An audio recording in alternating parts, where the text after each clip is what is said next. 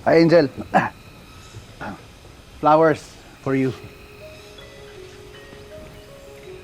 Gusto kasi talaga kitang bigyan ng bulaklak eh. Kaya lang sabi sa akin ni Bong, saging lang daw talaga hilig mo. Kaya naisip ko, puso ng saging.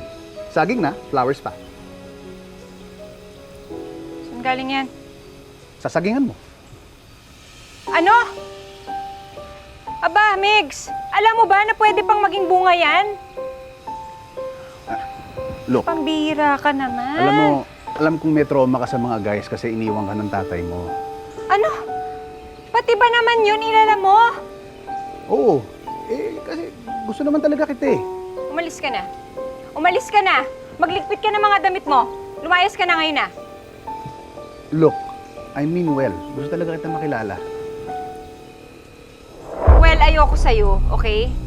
Kahit ano pang gawin mo, kahit ikaw na lang ang natitirang lalaki dito sa mundo, hindi ako may in love sa'yo. Wow ha? Talaga lang? Dapat nga magpasalamat ka na gustuhan kita eh. Tignan mo nga itsura mo.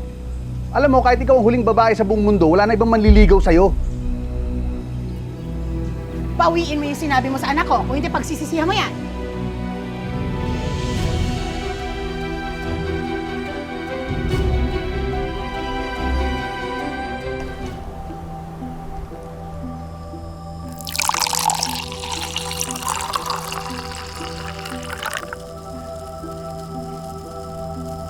Ma'am?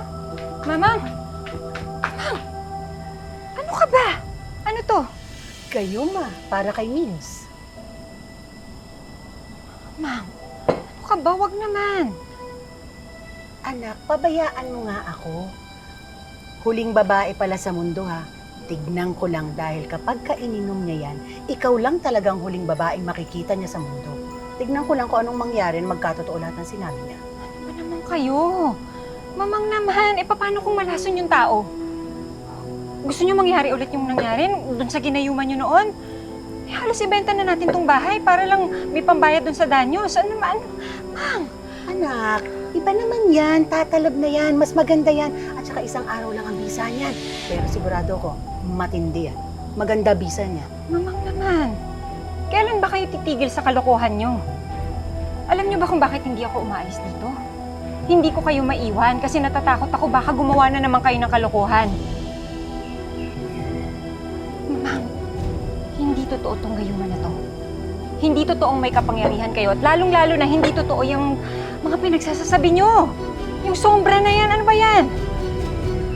Pwede ba, mamang, tumigil na kayo? Ha? Kasi pagka hindi pa kayo tumigil, baka ako na maloka.